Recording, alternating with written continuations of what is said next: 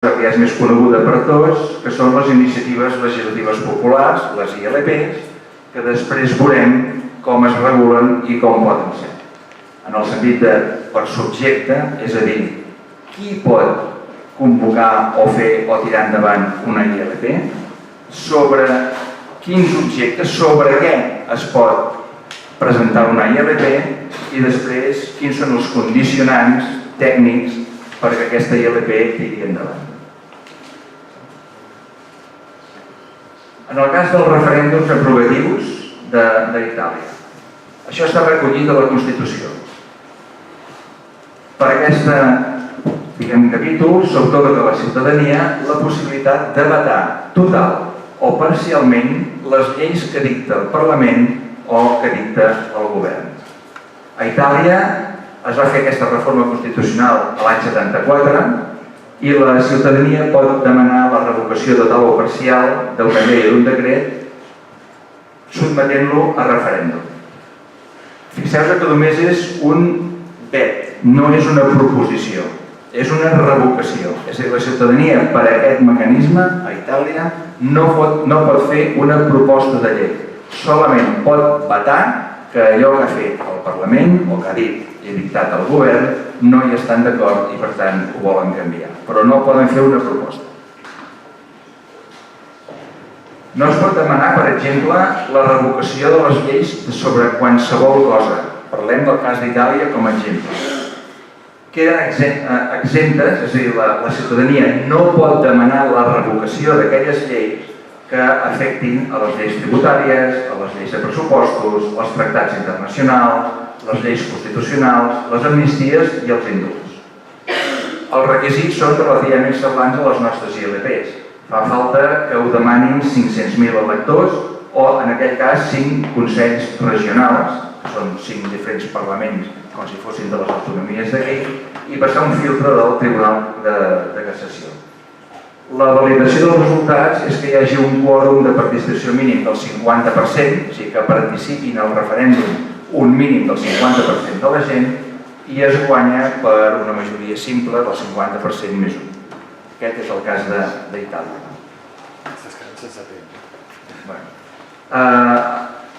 ILPs poden ser iniciatives directes o indirectes. Molt ràpidament, perquè em diuen que no hi ha temps, les directes són les que la ciutadania directament les pot demanar i es pot anar a referèndum, sense que tinguin que intervindre les institucions. Les indirectes són aquelles en les que la ciutadania ho pot demanar, però és la institució, sigui el Parlament o sigui el govern, la que al final obre l'aixeta o no perquè puguin anar a referèndum. Cada país ho regula de diferent manera, això de les ILPs. Qui pot convocar un referèndum?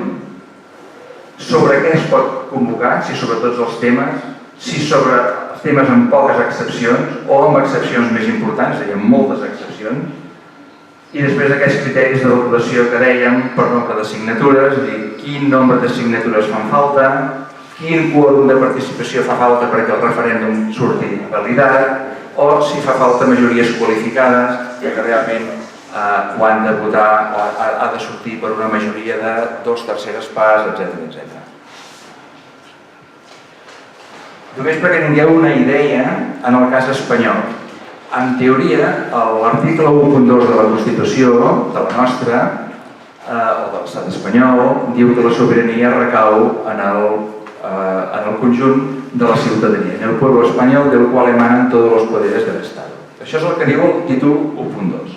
Si anem més avall, veurem que les ILPs, que són el mecanisme a través del qual la ciutadania pot participar, resulta que no pot participar, no pot parlar, no pot tractar, no pot posar sobre la taula res que faci referència a una llei orgànica.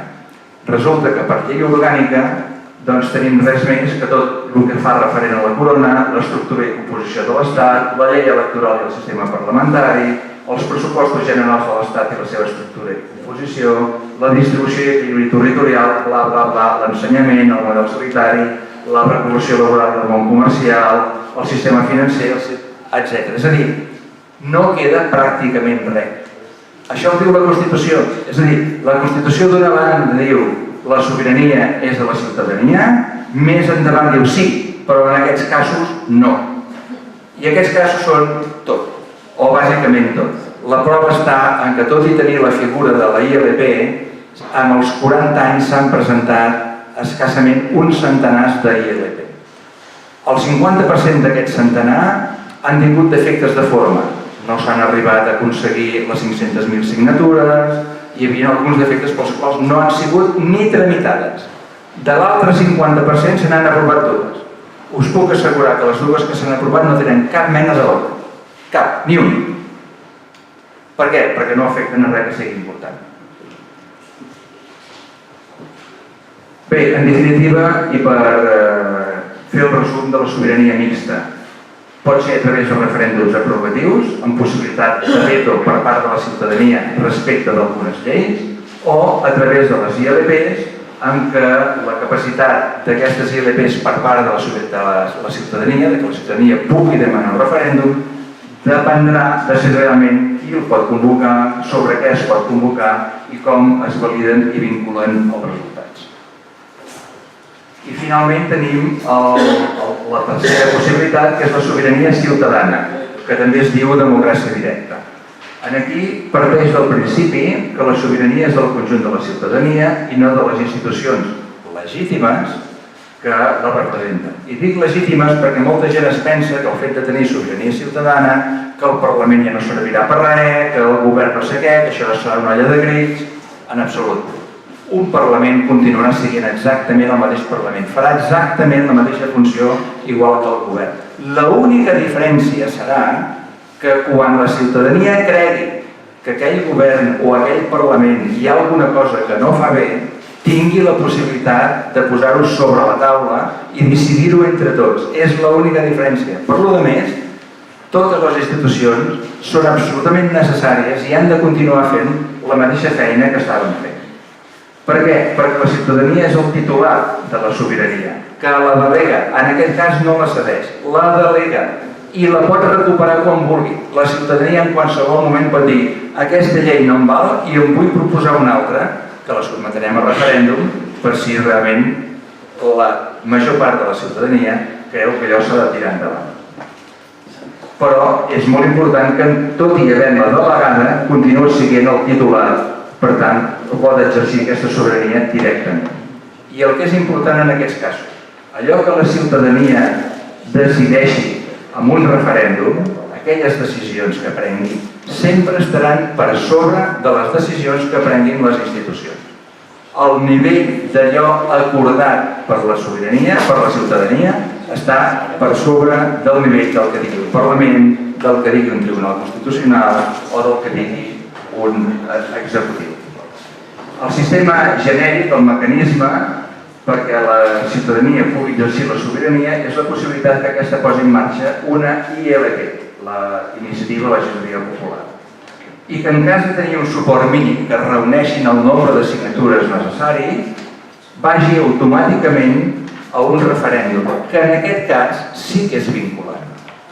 Quan és la ciutadania que ho proposa, en aquests casos sempre és vinculant. I que no hi hagi ningú que filtri si això pot anar o no pot anar a referèndum.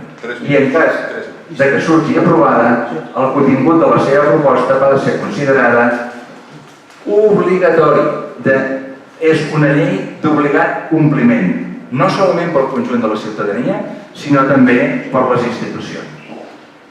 Per tant, perquè això sigui possible, hem de tenir clar que no solament la sobirania rau en el conjunt dels ciutadans i ciutadanes, sinó que aquesta exerceix la seva sobirania i expressa la seva voluntat a través sempre de referèndums vinculants. És molt important que aquests referèndums puguin ser sol·licitats per un nombre determinat de persones que, en el cas de Suïssa, és per sota del 1% i per sota del 2% del cens. En aquell cas és al voltant de 50.000 signatures sobre un cens de 6,5 milions, és el 0,75%, per les coses que són de llei, per canviar una llei, per revocar un càrrec o per proposar una llei. En el cas que sigui més important que es vulguin canviar principis constitucionals, fan falta 100.000 signatures, que és l'1,75% del cens, una cosa així. Nosaltres posàvem entre l'1 i el 2%. I important, si realment la ciutadania és la sobirana, ha de poder decidir-ho tot. Ha de poder revocar qualsevol llei, qualsevol norma o qualsevol càrrec electe. Ha de poder esmenar parcialment qualsevol llei o qualsevol norma. I ha de poder proposar qualsevol llei o qualsevol norma. Passes? Sí, això és molt important i és més o menys el que estem intentant fer aquí. Que els referèndums han d'anar sempre precedits d'una dinàmica deliberativa d'arrelament territorial i d'un òrgan institucional dedicat a concretar-la i fer-la efectiva en el termini de 3 mesos, a partir de l'assoliment de les assignatures.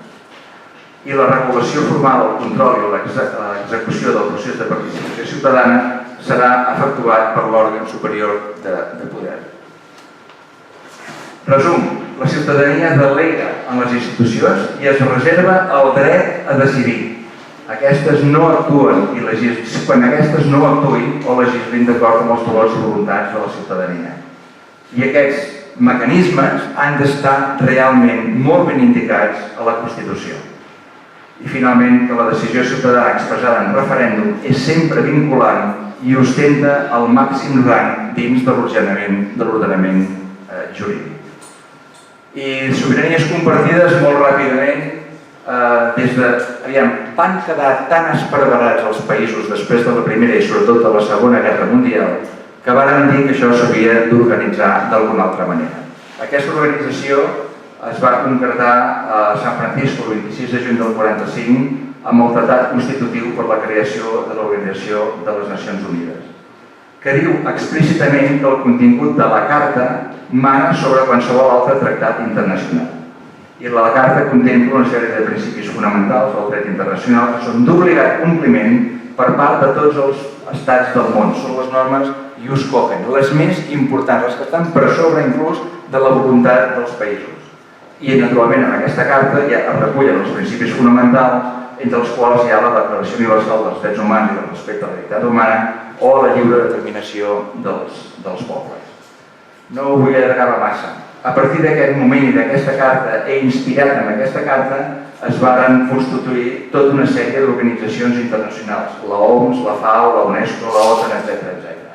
En el cas d'Europa, precisament perquè les guerres sempre havien començat entre França i Alemanya, es va crear, diguem, el que va ser la Comunitat Econòmica Europea. Inicialment va ser un acord econòmic per regular el mercat de l'acer i del carbó, i així es va crear la CECA, i després també per l'energia atòmica, la CEA, la Comissió Europea de l'Energia Atòmica.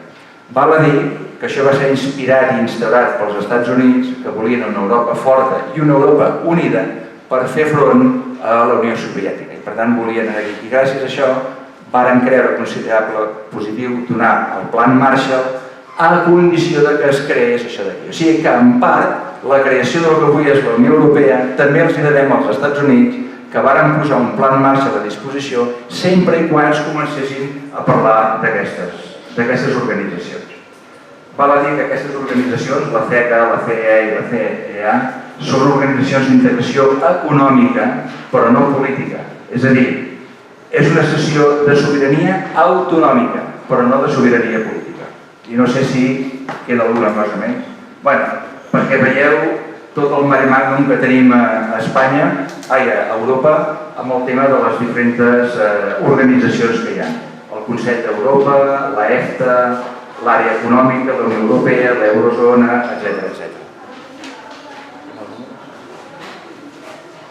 Deixem-ho aquí perquè això hi ha. I crec que m'he passat del temps. Disculpeu,